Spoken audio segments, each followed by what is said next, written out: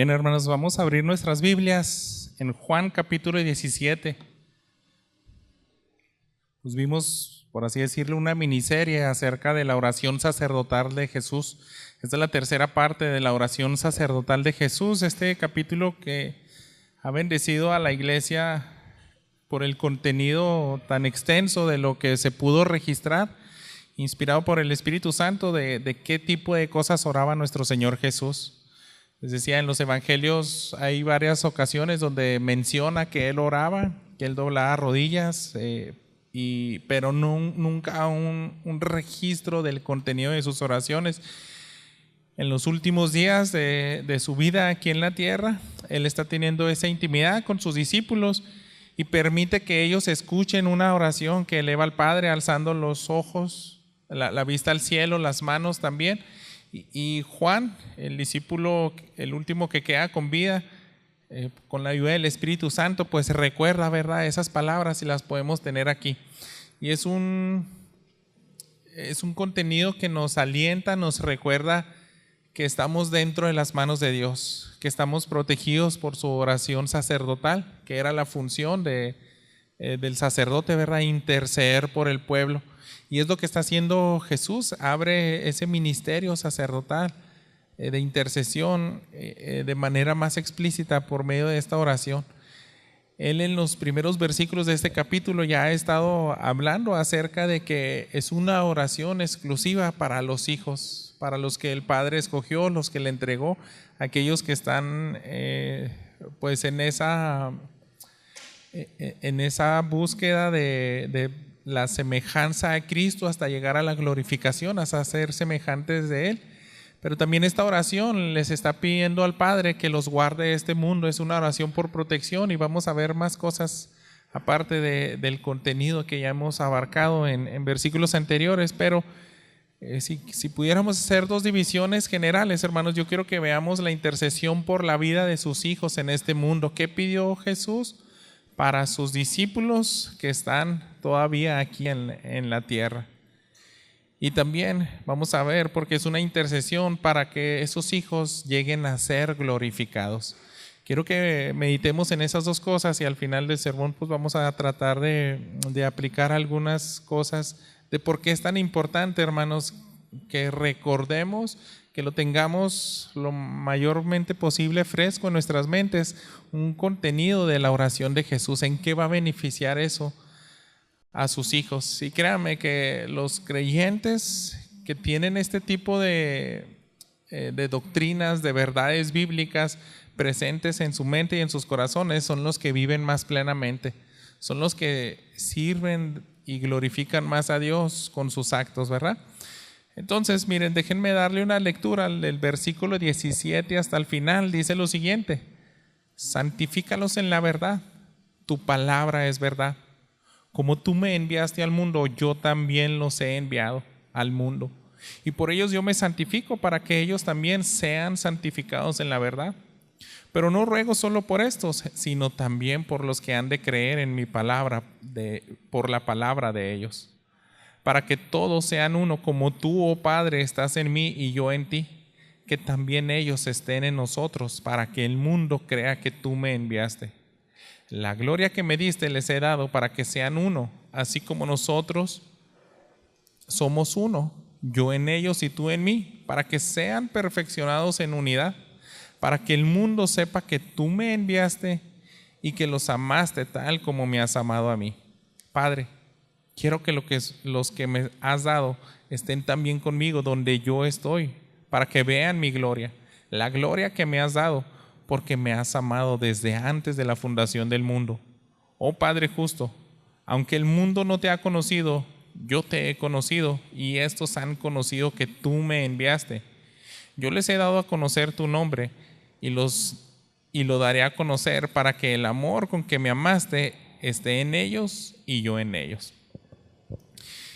Así termina la oración sacerdotal de nuestro Señor Jesús, a horas después de ser arrestado y después enjuiciado para llevar a la cruz al día siguiente. Y estas palabras impactaron seguramente a sus discípulos, porque cuando nosotros vemos el fin de sus vidas y lo que cuenta la tradición del cristianismo, aunque solamente hay más registros acerca del apóstol Pedro, de Juan, algunos otros apóstoles se mencionan muy poco, pero la tradición, hermanos, dice que ellos vivieron de manera increíble a tal grado de que salieron y fueron luz. Ellos estuvieron predicando el evangelio, gracias, estuvieron predicando el evangelio y también dispuestos a dar sus vidas, como decía Jesús literalmente, el que quiere ser mi discípulo tiene que tomar su cruz cada día y seguirme. Y eso, hermanos, era en esa época una frase tan, no sé cómo decirlo, cruda, grotesca, tan difícil de asimilar, porque sería el equivalente de ahora que alguien te dijera: si tú quieres ser mi seguidor, tienes que cargar un instrumento de tortura y estás dispuesto a morir en él por causa de las convicciones y de las cosas que yo te pida. Entonces estos hombres lo hicieron, hermanos, y sin duda esta oración de intercesión fue clave para que ellos también lograran seguir los pasos de Jesús. Por eso estamos aquí este domingo tratando de ver qué más provecho le podemos seguir sacando a nuestras vidas. Y viendo eso, hermanos, intercesión por la vida de sus hijos en este mundo. Jesús está orando específicamente por cosas que Él quiere mientras estén aquí, cuando Jesús se vaya. Y miren, vamos a ver, primero que nada, el contenido de los siguientes versículos. Dice en el versículo 17: santifícalos en tu verdad, tu palabra es verdad. Como tú me enviaste al mundo, yo también los he enviado al mundo. ¿Qué tipo de cosas oraba Jesús, hermanos? Oraba para que sus hijos sean santificados. Eso significa, hermanos, que no se detenga el proceso que inicia cuando uno pone su fe en Cristo Jesús. En el momento cuando uno decide creer en Cristo como su Salvador y se ha arrepentido de sus pecados y quiere un cambio radical en su vida, ahí inicia el proceso de la santificación. Y Jesús está diciéndole al Padre: quiero que no se detenga ese proceso, porque ellos tienen que poco a poco a lo largo de sus días parecerse más a mí. Y ese es el contenido de la oración. Y ese es el objetivo, hermanos. La santificación es básicamente que cada vez nos vayamos desvistiendo más del viejo hombre, de lo que nos hace pecar, y vestirnos más de Cristo, de lo que nos hace honrar a Dios. Amén. Pero ¿cuál es el medio, hermanos, para que logremos eso? Y Jesús lo menciona aquí en estos primeros versículos: lo van a hacer por medio de tu palabra, que es la verdad.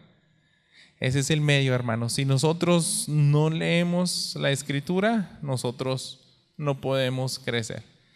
Entonces es lo que Dios designó. Si nosotros podemos decir: aliméntate, pues no pasa nada si te ponen un platillo aquí lleno de nutrientes, pero hasta que tú agarres un tenedor, empieces a mover la mano y llevártelo a la boca y comer, vas a sacarle provecho a esto. Entonces ese vendría siendo el medio. ¿Cuál es el medio? Pues el instrumento, el cubierto que utilizaste, una cuchara, un tenedor.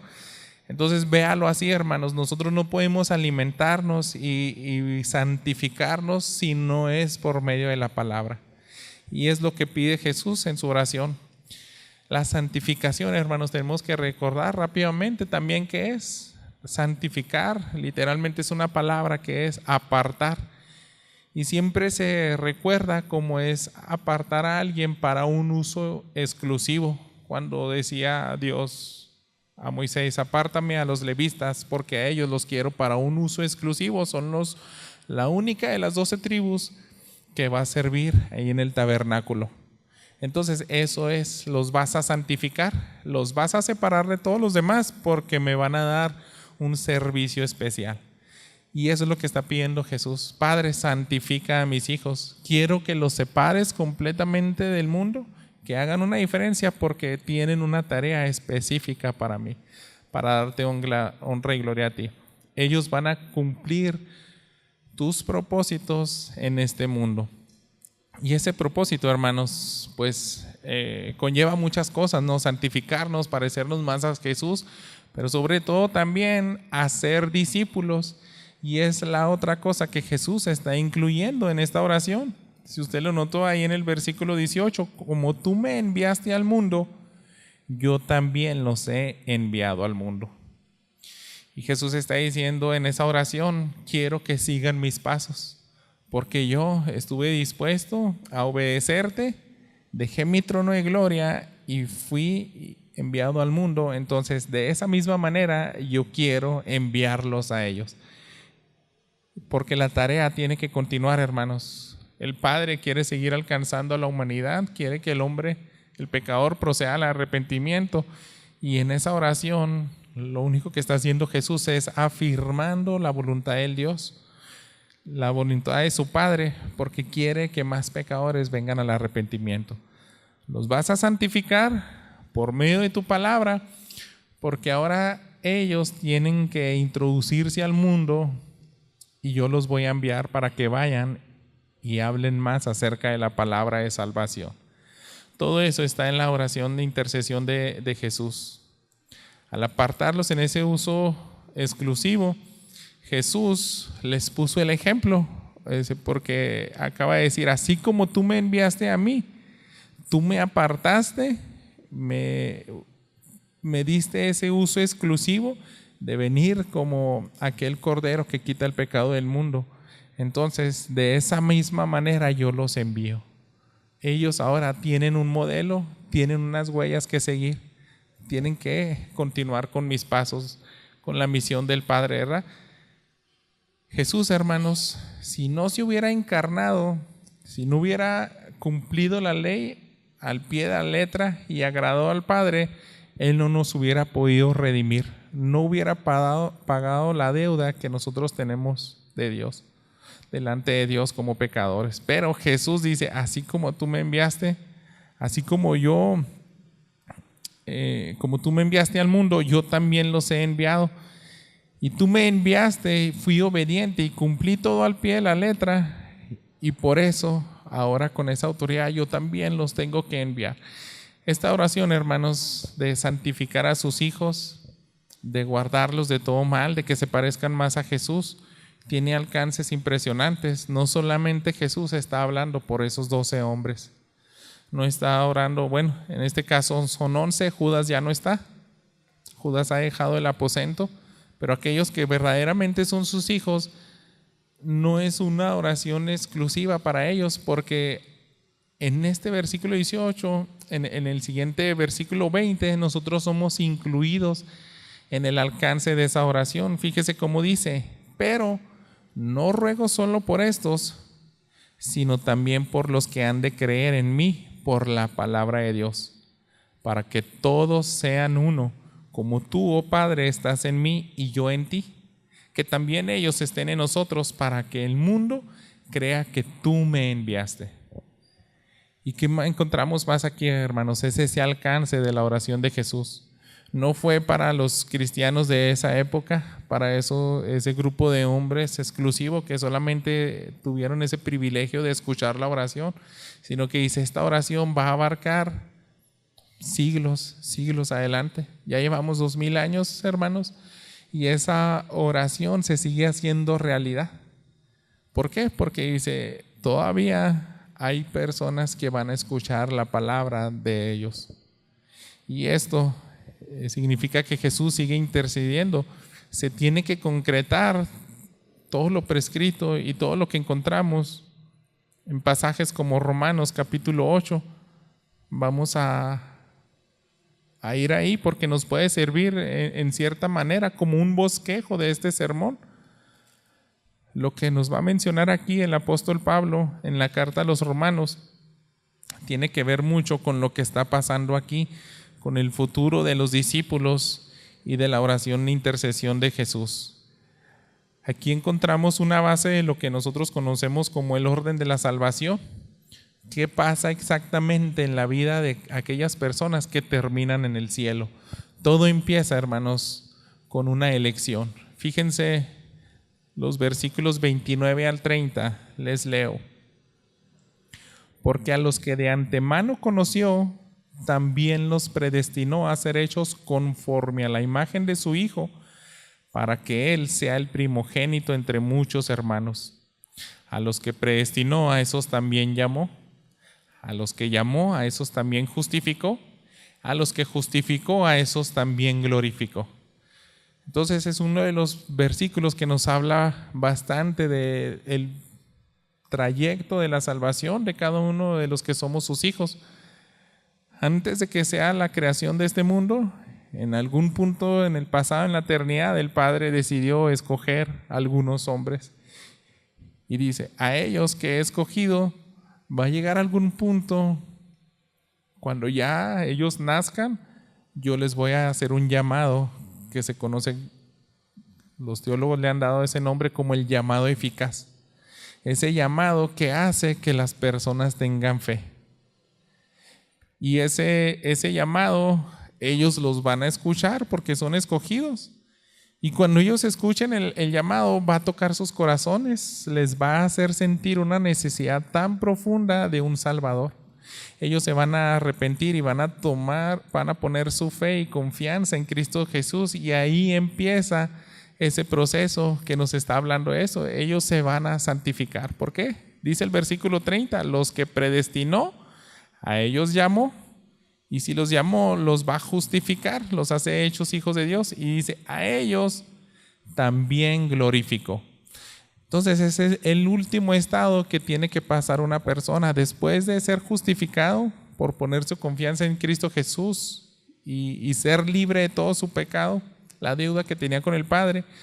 Empieza el proceso de santificación, y el final de ese proceso, hermanos, es la glorificación. La glorificación es cuando vamos a ser exactamente igual a Jesús. Entonces, si tú realmente eres alguien escogido, en algún punto intermedio, antes de que llegues a la glorificación, te tienen que hacer un llamado. Alguien te tiene que hablar que hay Jesús, que existe un Salvador. Por eso Jesús ora y dice, te pido por aquellos que han de escuchar por medio de los que yo voy a enviar. Porque dice, eso es una realidad. Ellos no pueden llegar a ser mis hijos si no va alguien y les predica. Entonces, ¿qué tengo que hacer? Orar para que ellos vayan y prediquen, para que sean obedientes, para que yo los mande y ellos hagan esos llamados eficaces donde el pecador va a proceder al arrepentimiento. Cuando ocurre eso, se da la unidad. Es lo mismo que está incluyendo nuestro Señor Jesús en esa oración. Dice el versículo 21, para que todos sean uno, como tú, oh Padre, estás en mí y yo en ti, que también ellos estén en nosotros, para que el mundo crea que tú me enviaste. Hermanos, a veces nosotros tenemos devocionales. Yo creo que usted ha escuchado incontablemente que somos uno con Dios cuando somos sus hijos. Pertenecemos a la familia de Dios y somos uno con Él. Pero es algo, hermanos, que no tenemos capacidad de asimilar. ¿Cómo es que el Rey del universo, la Trinidad, el Padre, el Hijo y el Espíritu Santo, que son perfectos, quién soy yo para ser uno con Él? Esta semana yo estaba viendo un documental acerca del infinito. Yo creo que espero que nos ayude un poquito a entender la magnitud del problema que tenemos aquí de asimilar algo tan grande. Es así de grande, hermanos. Si Dios es más grande que el infinito, Él es por encima de todo lo creado, todas las cosas son hechas por Él y para Él y por Él subsisten. Entonces quiero que, bueno, obviamente no tengo la capacidad matemática y física, y yo vi un documental, es poco más de 1 hora, donde las personas más inteligentes de esta época han hecho, ahí se muestra unas 7 o 10 teorías, no teorías, sino modelos para entender el universo. Pero uno ve en ese documental la impotencia de comprenderlo en todos.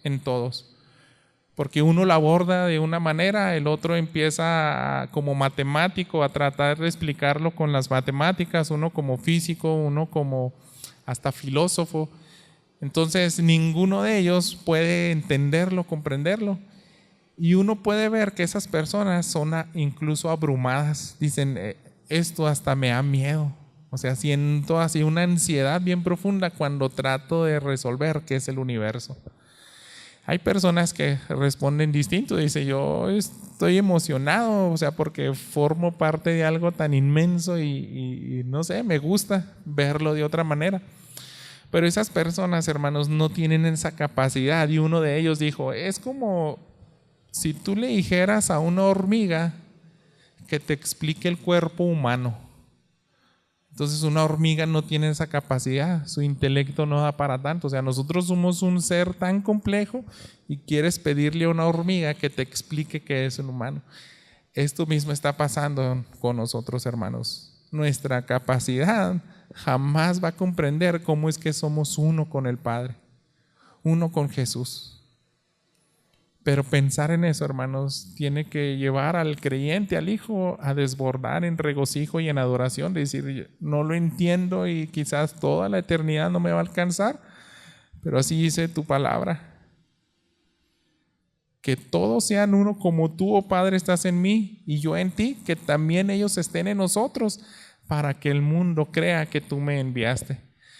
Entonces, esa unidad, hermanos, participan todos los creyentes a través de los siglos. Si quiere acompañarme a la carta del apóstol Pablo en el libro, en Efesios, el capítulo 4 nos habla también ese sentido de que esa unidad es provocada por Jesús y es una realidad. Somos unos con el Padre. Los versículos 4 al 6 de Efesios 4. Hay un solo cuerpo y un solo espíritu, así como también ustedes fueron llamados en una misma esperanza de su vocación. Un solo Señor, una sola fe, un solo bautismo, un solo Dios y Padre de todos, que está sobre todos, por todos y en todos. Entonces, cuando dice y en todos, quiere decir que tú estás con el Padre. Y pues nuevamente, no tenemos esa capacidad, hermanos. Yo hasta aquí voy a cortar el intento de explicar este versículo, pero es una realidad. Solamente quiero que no pierdan de vista que es algo tan grandísimo, hermanos.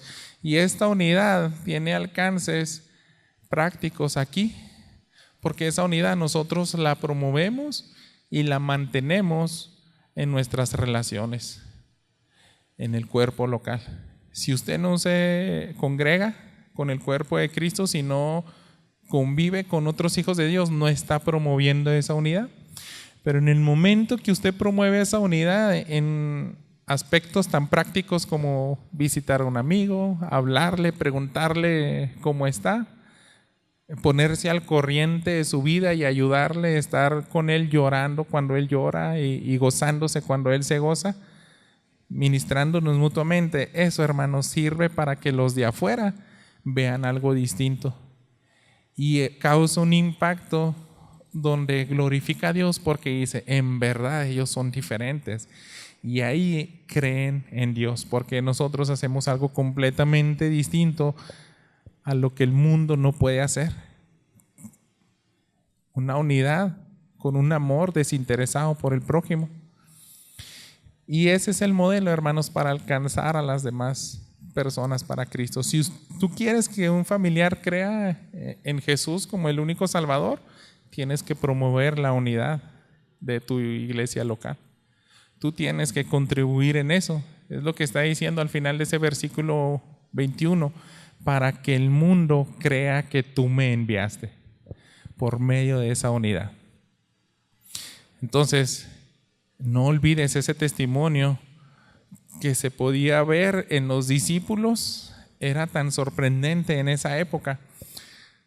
Simón el Celote, uno de los discípulos de Jesús, eran judíos radicales que querían destruir al imperio romano. Entonces esas personas estaban dispuestos a matar. Si ellos tuvieran la oportunidad de asesinar a alguien, como judíos radicales que querían quitarse del imperio romano, ellos podían matar a soldados y para ellos era como hacer más puntos, por así decirlo, ¿no? Pero en su lista, las personas que más odiaban eran los publicanos. Un publicano era un judío que trabajaba para el Imperio Romano recaudando impuestos. Era aborrecido por los judíos, sabemos, ¿verdad? Porque ellos eran los que cobraban de más, se enriquecían a costas de sus hermanos judíos y no les interesaba sus condiciones o que fueran cada vez más pisoteados. Y en la escala de los más pecadores que construyeron los religiosos de ese entonces, los fariseos, decían: no hay más pecadores que las prostitutas y los publicanos, los recaudadores de impuestos. ¿Y qué creen, hermanos? Jesús tenía como discípulo a un publicano, alguien que se sentaba a las mesas de los impuestos, a Leví, y a un celote. Entonces es como la escena de un perro con instinto cazador y un gato ahí a metros, ya nomás viéndolo ahí para que se descuide Jesús y lo aniquila. Pero ¿por qué no se registra aquí en la Biblia, hermanos, que hubiera un altercado entre ellos? Jesús logró esa unidad. Y personas ver de fuera, o sea, ¿cómo Jesús logra unir a un publicano con un celote? Ahí tiene pescadores, tiene 12 hombres que están en comunión. Eso, hermanos, impacta. Jesús logra una unidad en su cuerpo, así que piensen en eso. Tiene algo que pensar. Usted está siendo cubierto por la sangre de Jesús, entonces va a avanzar en su santificación porque tiene que ir afuera y hablarles del amor de Cristo. ¿Y qué va a reforzar que ellos crean? La unidad. Que usted esté consciente que es uno con el Padre, y siendo uno con el Padre, pertenece y es uno con el cuerpo de Cristo, como dice Efesios, todos los creyentes a lo largo de los siglos. Esa es la intercesión. Jesús quiere que se logre esto en Peniel. Esa oración, hermanos, está abarcando a todas las iglesias cristianas de todo el mundo. Y vamos, ¿qué más vemos aquí, hermanos? La segunda parte de este sermón: intercesión por la glorificación de sus hijos. Jesús no solamente le compete esa intercesión por lo que estamos viviendo aquí en la tierra, sino le compete y le interesa, hermanos, cuál va a ser el fin de sus discípulos. Y como decía Romanos, si fueran escogidos, ellos van a llevar el mensaje, van a recibirlo, y cuando ellos se arrepientan van a ser justificados, y cuando se concluya ese periodo de santificación donde se parecen cada vez más a Jesús, se van a glorificar. Y vamos a ver que la oración de Jesús está abarcando esto también. Versículo 22, regresando a Juan 17. La gloria que me diste les he dado para que sean uno, así como nosotros somos uno, yo en ellos y tú en mí, para que sean perfeccionados en unidad, para que el mundo sepa que tú me enviaste y que los amaste tal como me has amado a mí. Al ser uno con Dios, hermanos, nos está diciendo que compartimos no solamente esa unidad, y conlleva muchas cosas, pero piense, porque este versículo 22 empieza con: la gloria que me diste se las he dado. La gloria que el Padre le da a Cristo Jesús se la comparte a sus hijos. Y esa glorificación, porque Jesús es perfecto, el primogénito, cuando resucita y se aparece a los discípulos con el cuerpo glorificado, también esa capacidad de poder estar en la presencia de Dios con un cuerpo perfecto la comparte con sus hijos.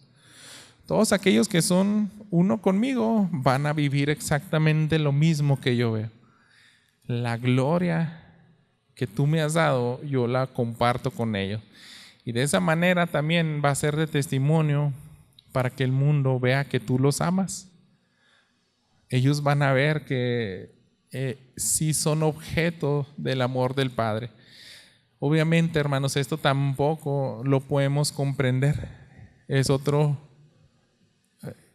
pues es un misterio que conocemos, estamos descubriendo tal vez poco a poco, ¿verdad? que vamos a tener cuerpos glorificados. Y lo más cercano, hermanos, pues es pensar en eso, ¿verdad? En la gracia, en la misericordia de Dios. Pensar en todo lo que conlleva el ser separado y anhelar lo mismo que vivió Jesús. Miren, regresen al capítulo 15 de Juan, el versículo 8. Dice: en esto es glorificado mi Padre, en que den mucho fruto y así prueben que son mis discípulos. Jesús dice: la gloria que me diste se la voy a dar a ellos. Estamos hablando de la gloria que literalmente, hermanos, esa palabra se traduce como peso. Por eso hay pasajes en el Nuevo Testamento como dice: este peso de gloria. La gloria es algo sorprendente, tan grande, tan complejo de lo que es Dios. Para que nos demos una idea, hermanos, de qué es la gloria de Dios, vamos a leer el versículo 24 de este capítulo 17. Padre, quiero que los que me has dado estén también conmigo donde yo estoy, para que vean mi gloria, la gloria que me has dado, porque me has amado desde antes de la fundación del mundo. ¿Qué quiere Jesús con esta oración? Si yo comparto mi gloria con ellos, la gloria que tú me diste, entonces quiero que ellos vean esa gloria sin ningún velo, que la vean lo más claro posible. ¿Qué pasa, hermanos, si nosotros en esta condición actual, sin llegar a la glorificación, todavía con pecado en nuestras vidas, con cuerpos físicos, qué pasaría si vemos la gloria de Dios? Vaya al profeta Isaías y quiero que leamos en el capítulo 6, aquella ocasión donde se aparece Dios a este profeta para que él inicie su ministerio como vocero de Dios. Él se revela y le muestra qué es la gloria de Dios. Entonces, hermanos, Jesús quiere que tú y yo veamos exactamente lo mismo que vio Isaías. Y fíjese, cuando Isaías contempla lo que vamos a leer en los primeros 6 versículos, fíjese la reacción, cómo afectó a la vida de Isaías. Vamos a empezar desde el versículo 1, Isaías 6. En el año de la muerte del rey Usías, vi yo al Señor sentado sobre un trono alto y sublime, y la orla de su manto llenaba el templo. Por encima de él habían serafines, cada uno tenía 6 alas, con 2 cubrían sus rostros, con 2 cubrían sus pies y con 2 volaban. Y el uno al otro daba voces diciendo: Santo, santo, santo es el Señor de los ejércitos, llena está toda la tierra de su gloria. Y se estremecieron los cimientos de los umbrales a la voz del que clamaba, y la casa se llenó de humo. Entonces dije, este es Isaías: ay de mí, porque perdido estoy, pues soy hombre de labios inmundos, y en medio de un pueblo de labios inmundos habito, porque mis ojos han visto al Rey, el Señor de los ejércitos. Entonces voló hacia mí uno de los serafines con un carbón encendido en su mano que había tomado del altar con las tenazas. Versículo 7, con él tocó mi boca y me dijo: esto ha tocado tus labios y es quitada tu iniquidad y perdonado tu pecado. Este ángel tiene que hacer esto con Isaías porque él se aterroriza. Solamente su voz hace estremecer todo ese lugar y es indescriptible, ¿verdad? Esa gloria, tanto esplendor que él está viendo. Él seguramente pensó que iba a ser aniquilado en ese momento. Yo, alguien que habita en medio de hombres inmundos, ¿quién soy para estar delante de un santo, santo, santo? Yo creo que era el momento más terrible de su vida, el momento donde se sintió más miserable. Yo no soy nadie para estar delante de este Dios. ¿Y qué tiene que hacer Dios, hermano? Darle su justicia. Y en esta visión, dice, se acerca un ángel, le pone un carbón y al tocar sus labios dice: ha sido quitado tu pecado. Porque si no hace eso, hermanos, él no puede seguir delante de la presencia de Dios y sigue con pecado. Entonces es como una imagen donde temporalmente lo santifica, le quita esa inmundicia para que permanezca delante de Dios y pueda seguir escuchando lo que le tiene que revelar. Y Jesús, hermanos, está orando porque dice, quiero que todos mis hijos vean esa gloria. Y vamos a ser destruidos, hermanos, si no llegamos ahí con un cuerpo glorificado. Entonces Jesús dice, quiero que compartan mi gloria, van a recibir cuerpos glorificados y así van a poder estar delante de ti, van a ver exactamente lo mismo que vio Isaías. Te van a escuchar cómo truena tu voz y van a caer postrados a adorarte, pero no van a ser destruidos. Ellos van a ser perfectos como yo. Ese es el alcance de la oración de nuestro Señor Jesús, hermanos. Esta oración no es para simpatizantes del cristianismo, no es para las personas que se congregan en una iglesia nada más por ocupar la banca, es para los que son hijos de Dios, para los que verdaderamente han nacido de nuevo. Eso nos espera, hermanos. Juan 3, la plática de Jesús con Nicodemo, le dice, es necesario que nazcas de nuevo para que puedas contemplar el reino de los cielos. Entonces, ese es el fin, lo que persigue Jesús por medio de su oración sacerdotal. Y vamos a terminar este capítulo, hermanos. Regrese a Juan 17, versículo 25. Oh Padre justo, aunque el mundo no te ha conocido, yo te he conocido y estos han conocido que tú me enviaste. Yo les he dado a conocer tu nombre y los daré a conocer para que el amor con que me amaste esté en ellos y yo en ellos. Y fíjese cómo concluye y las maneras y los atributos con los cuales Jesús se dirige. Dice, oh Padre justo. Pudo haberle dicho, oh Padre amoroso, oh Padre misericordioso, pero en esta oración sacerdotal resalta la justicia de Dios y su paternidad. Eres Padre y al mismo tiempo eres justo. Entonces, lo último que pide dice, aunque el mundo no te ha conocido, yo te he conocido y estos han conocido que tú me enviaste. Yo los he dado a conocer tu nombre y los daré a conocer para que el amor con que me amaste esté en ellos y yo en ellos. Entonces, sí, eres un Padre, eres nuestro soberano, eres justo, nadie puede pasar por alto tu justicia. Pero en el momento que tú revistes a tus hijos con esa justicia perfecta de Jesús, ahora los tomas como tus hijos y les puedes dar tu amor. Ayer yo platicaba con una persona que tenía trastornos de ansiedad y le estaba explicando este misterio o conflicto o cómo podemos resolver, ¿verdad? Lo que muchos no entienden, porque sí es un Dios de amor. Un Dios de amor puede ser también alguien que castiga el pecado y al mismo tiempo un Dios justo. Ese dilema nosotros sabemos que se resuelve en la cruz, ¿verdad? Y yo le ponía ese ejemplo. Si alguien mata, porque veíamos ahí a su hija jugando en el parque, y si alguien atormenta a tu hija y le quita la vida, esa persona es llevada delante de un juez y él le dice, usted es un juez que se ve buena persona y le pido que me perdone lo que acabo de hacer. Y le aseguro que jamás lo volveré a hacer, voy a ser un buen hombre. Si ese juez perdona a ese malhechor, tú te vas a indignar porque no hizo justicia, mostró amor, mostró compasión y misericordia, pero no es un juez justo.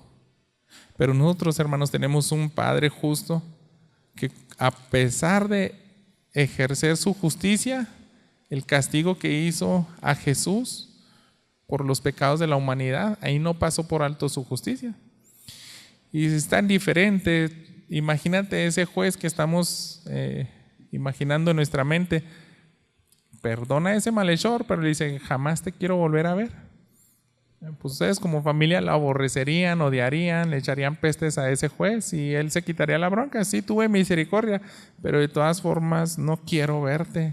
O sea, simplemente tú y yo no tenemos ninguna conexión, no eres mi familiar. Entonces, bye. Pero Dios no es así, hermanos. Es nuestro Padre y es justo. Lo que hace es que aparte de que perdona nuestros pecados porque Jesús toma nuestro lugar, nos adopta y ahora somos objetos de su amor. Es como si ese juez adoptara al hombre y le dijera, ahora vas a ser mi hijo y te voy a amar incondicionalmente. Y eso hizo el Padre, hermanos. Así termina el versículo 26, dice, y lo daré a conocer para que el amor con que me amaste esté en ellos y yo en ellos. Pero nuestro Padre, hermanos, no puede tener ese conflicto porque Él sí derramó su ira, su justicia en Jesús en la cruz. Y por eso podemos tener y ser el objeto de amor de Dios. Este es el contenido de la oración sacerdotal, hermanos, y no vamos a continuar más. O sea, a grandes rasgos es lo que hemos visto, ¿no? Y podemos seguir. Yo les decía cuando empezaba la serie de este capítulo que hay personas que han hecho cientos de sermones en estos versículos porque podemos pasar horas y horas pensando en ese amor tan grande, en los alcances de esta oración. Pero quiero que terminemos con implicaciones. Lo poco que hemos aprendido hoy, hermanos, hay que ponerlo en práctica y pensar de qué me sirve que esté esta oración en la Biblia de Jesús. Y quiero que nos planteemos primero que nada, hermanos, ¿qué pasaría si este capítulo no estuviera en la Biblia? Imagínense que tenemos toda la Biblia, pero este capítulo no está aquí. Tú vas a tener la gran comisión. Y ve y haz discípulos hasta lo último de la tierra. Pero ¿qué pasa cuando alguien no te quiera escuchar? Vas a ser desanimado, más fácil, aunque Jesús dice ahí mismo, yo estaré con ustedes todos los días hasta el fin del mundo. Sí, Jesús, pues yo sé que estás conmigo, aguanto las golpizas y todo, pero no tengo tanto ánimo porque hay personas que nunca se arrepienten. Pero por esta oración, hermanos, podemos saber que si Jesús elevó esta oración a favor del pecador que todavía no viene al arrepentimiento, Él dice, yo oro por aquellos que van a escuchar el mensaje, para que sean uno con nosotros. Y esta es de las cosas que más me encantan, hermanos, del Evangelio y de comprender pasajes como estos, porque no hay nada más motivador para un creyente que salga y comparte el Evangelio a pesar de que te rechacen. Cuando uno lee las historias de los misioneros, se va a encontrar de que ellos eran animados con pasajes como este, porque decían, yo voy a un lugar donde sé que Jesús oró por el pecador y ya no me corresponde a mí el resultado. Jesús oró y alguien va a responder positivamente a ese llamado de gracia y misericordia. Y tenemos testimonios como David Livingstone, después de que un león le deja inservible un brazo y le decían en aquella ocasión que regresa a Inglaterra, ¿por qué vas a regresar otra vez a África? O sea, ya hiciste demasiado. Y dicen, no, yo no le puedo ni pagar a Dios. O sea, ellos tenían convicciones como, ahí hay más personas que todavía no son parte del pueblo de Dios y yo quiero alcanzarlos. Yo sé que van a responder positivamente. Entonces, hermanos, nuestra declaración de fe, hermanos, refuerza esto. Nosotros como Iglesia Peniel, no solamente por ser bautistas, sino por ser cristianos, déjenme recordarles lo que dice nuestra declaración de fe, la número 8, que trata con el propósito de la gracia divina. Dice, es la base de la seguridad cristiana y que para estar ciertos de dicha elección con respecto a nosotros, requiere y merece la mayor diligencia. Dice, sí, eres salvo, pero eres salvo para que trabajes y para que seas diligente en tu salvación. Tú eres escogido por Dios, pero tienes que trabajar con diligencia para Él. Tienes que hacer esfuerzos porque te respalda la oración de Jesús. Mire, vaya a Filipenses capítulo 2 y vemos confirmado también esto. Ahora en esta carta, el apóstol Pablo escribe a la iglesia en Filipos, capítulo 2, versículos 12 y 13. Así que, amados míos, tal como siempre han obedecido, no solo en mi presencia, sino ahora mucho más en mi ausencia. Ocúpense en su salvación con temor y temblor, porque Dios es quien obra en ustedes tanto en el querer como el hacer por su buena intención. Para su buena intención, dice esta versión. Entonces, ¿qué pasa, hermanos? Si nosotros ponemos nuestra fe en este versículo, en este pasaje de la oración sacerdotal, es decir, si yo detengo mi santificación, pues lo más probable es que no me está cubriendo esta oración sacerdotal. No es congruente, hermanos, que usted deje de anhelar la semejanza a Cristo Jesús y de trabajar en parecerse más a Él, porque es lo que oró Jesús. Dice, santifícalos en tu verdad, tu palabra es verdad. Se tienen que parecer más a mí, tienen que trabajar en ser más similar a mí, porque yo los quiero enviar. Yo los voy a enviar y ellos van a alcanzar a más personas para Cristo. No solamente es que son elegidos, porque si no entendemos esta oración, hermanos, y llevamos esto a algo malinterpretado, mal comprendido, vamos a aplicarlo más a nuestras vidas. Es como decir, si Dios me escogió, a como dé lugar voy a llegar a la glorificación, pero te quieres brincar la santificación. Entonces vas a vivir aquí en esta tierra como alguien irresponsable, no vas a aportar y bendecir a tus hermanos en la iglesia, no vas a ofrendar para el extendimiento del reino, no vas a lidiar con tu pecado de manera radical.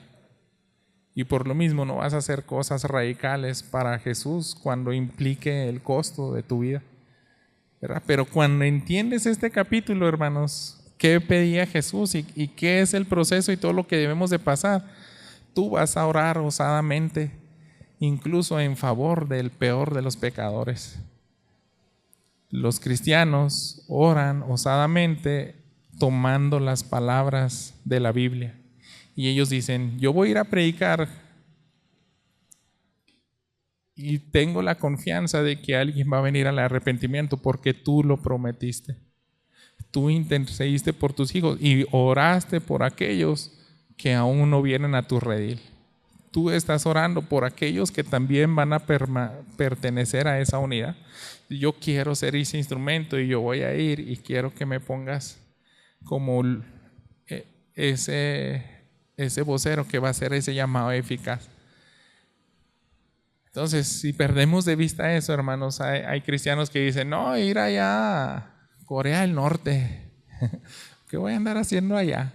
O más cerca aquí a Belisario Domínguez, que es veíamos el domingo pasado, uno de los municipios que no tiene mucha población, pero está dentro de esa estadística de que son más de 50 asesinatos por cada 100,000 personas. Ni siquiera tiene 100,000 personas esos municipios, pero entran en esa estadística.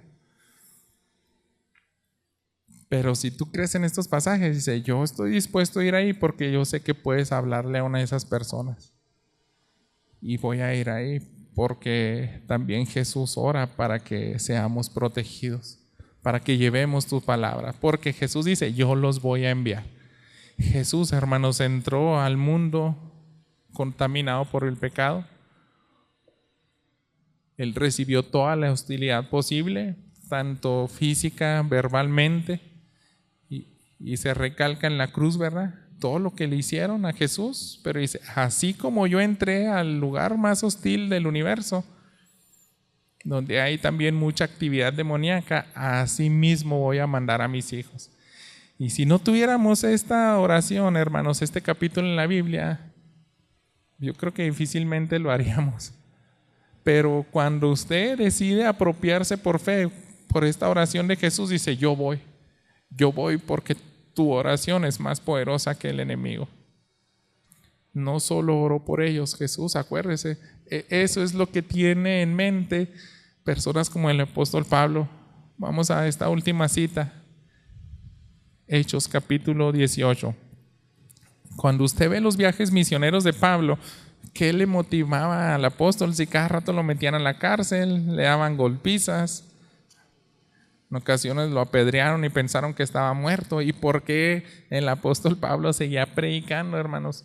Él comprendía mejor que nosotros este capítulo de la oración de intercesión de Jesús. Él sabe perfectamente que hay escogidos en toda población y naciones. El versículo 9 y 11, 9 al 11 de este capítulo 18 nos recuerdan una de las ciudades donde el apóstol duró mucho tiempo evangelizando y predicando. ¿Y por qué fue, hermanos? Por lo siguiente. Dice, por medio de una visión durante la noche, el Señor dijo a Pablo, no temas, sigue hablando y no calles, porque yo estoy contigo y nadie te atacará para hacerte daño, porque yo tengo mucha gente en esta ciudad. Entonces Pablo se quedó ahí 1 año y 6 meses enseñando la palabra de Dios entre ellos. Acuérdense, hermanos, que el apóstol Pablo era un plantador de iglesias. Él decía, yo no quiero ir a un lugar donde ya está la palabra, donde ya hay fundamento. Él tenía visión de ir allá a España, donde nadie va, ir y plantar iglesias. En sus segundos viajes y los visitaba, pero dice, quiero ir a lugares donde nadie ha llegado. Entonces de pronto recibe la visión y dice, aquí te vas a quedar mucho tiempo porque tengo bastantes hijos. ¿Qué significa, hermanos? Que Dios tenía escogidos y es un lugar donde no habían cristianos, pero dice, ahí va a haber resultado porque yo tengo muchos elegidos ahí. Y por eso se queda predicando. Nosotros, hermanos, no tenemos que preocuparnos quién es elegido o no. Así como decía Spurgeon, ninguno de los hombres tiene en la espalda que está predestinado o no, como una señal. O sea, nada más Dios sabe eso. Pero el que comprende esta oración dice, soy enviado, soy protegido por la oración de Jesús y a quien sea le voy a predicar. Amén. Eso mismo pasó cuando recibe la visión del varón macedonio que le dice al apóstol Pablo en esas visiones, pasa y ayúdanos. Y por obedecer y ser guiado por el Espíritu Santo, predica a esas mujeres en el río. El Espíritu Santo abre el entendimiento de Loida. También es liberada de la esclavitud de las tinieblas una joven adivina. Ella también viene a los pies de Cristo. El carcelero de Filipos. Se funda una iglesia ahí, hermanos. ¿Por qué? Porque el apóstol Pablo estaba convencido. Ahí hay personas que van a responder al llamado. Y todo porque Jesús oró. Jesús oró por protección de sus hijos. Jesús oró para enviarlos.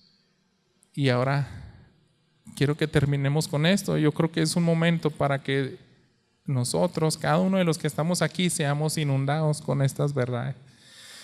Entonces te invito a que hagas esa oración. Dile, Dios, yo quiero ser inundado con este mensaje. Quiero apropiarme de esa oración sacerdotal.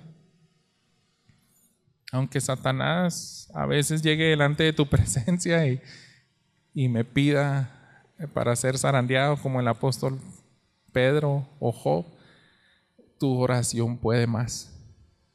Tu oración puede más.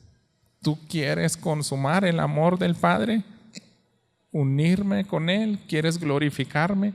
A mí me espera estar delante de tu presencia y contemplar lo que vio Isaías. Aquellos ángeles, querubines, 24 ancianos que le cantan santo, santo, santo. Y desde aquí de la tierra quiero obedecerte. ¿Qué le parece si oramos? Y ahí en silencio dígale a Dios con sus propias palabras, quiero ser inundado por el contenido de la oración de mi Señor Jesús.